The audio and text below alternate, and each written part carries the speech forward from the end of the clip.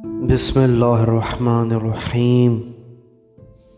अबू हमज़ा सुमाली ने हज़रत इमाम बाक़िर अलैहिस्सलाम से रिवायत की, आप अलैहिस्सलाम ने फ़रमाया, कौम बनी इसराइल में एक आलिम था जो उनके तनाज़ात के फ़ैसले किया करता था।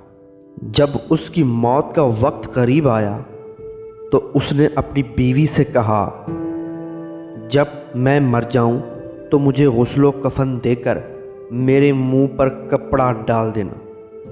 औरत ने उसकी वसीयत पर अमल किया, फिर शौक़ तजस्सुस से मजबूर होकर उसके मुंह से कपड़ा हटाया तो देखा कि उसके शौहर की नाक पर एक कीड़ा बैठा हुआ है और उसकी नाक को खा रहा है।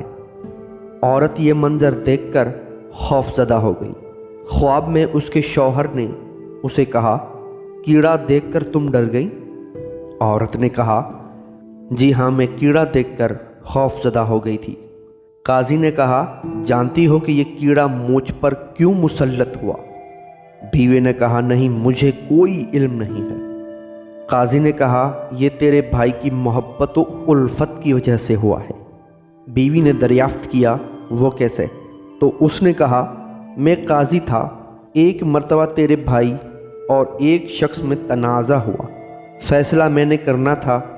मैंने दिल में कहा कि खुदा करे तेरा भाई बच जाए और बेगुनाह साबित हो। चनाचे बात की गवाहियों से भी तेरा भाई बेकसूर साबित हुआ।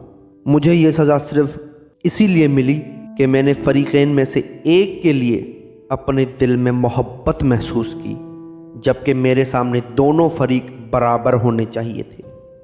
और काजी को किस तरह फ़ैसला करना चाहिए? आलिम जलील मुल्ला मोहम्मद कज़ाज़ी कुम शहर के काजी थे और उसी दौरान उनके भाई ने किसी शख्स को कत्ल कर दिया। मकतूल के वरसा ने उनकी अदालत में मुकदमा दायर किया और उनके भाई के ख़िलाफ़ अपने शुबहात का इजहार किया, मगर दावे की सच्चाई के लिए वो काफ़ी गवाह पेश न कर सके। काजी ने शक का फ़ायदा देते हुए अपने भाई को रिहा कर दिया। काफ़ी दिनों के बाद जब काजी के भाई ने यह महसूस किया कि अब इस मुकदमे को खारिज हुए एक अरसा बीत गया है, तो उसने एक दिन अपने भाई के सामने कत्ल का इकरार किया। काजी साहब ने जैसे ही भाई की ज़बान से कत्ल जैसे जुर्म का एतराफ़ सुना तो उन्होंने मकतूल के वरसा को पैगाम भेजा कि मुझे तुम्हारा कातिल मिल चुका है, और उन्होंने मकतूल के वरसा को क़सास का हक़ दे दिया। मकतूल के वारिस काजी के फरमान को लेकर हाकिम के पास गए ताकि वो उसके फरमान पर दस्तखत सब्त कर दे और काजी के फरमान पर अमल हो सके। हाकिम ने कहा, ऐसे मनसब शख्स के भाई को कत्ल करके तुम उसे सदमा न पहुँचाओ। उसने अपनी दयानत के तहत तुम्हारे हक़ में फ़ैसला दे दिया है।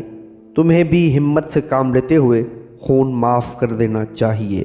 चनाचे उन्होंने खून माफ़ कर दिया। अगर आपको हमारी ये वीडियो पसंद आई है तो लाइक, शेयर और सब्सक्राइब करना न भूलिए और बेल के आइकन को दबाना न भूलिएगा ताकि हमारी वीडियो आपके पास बर वक्त पहुंचती रहे।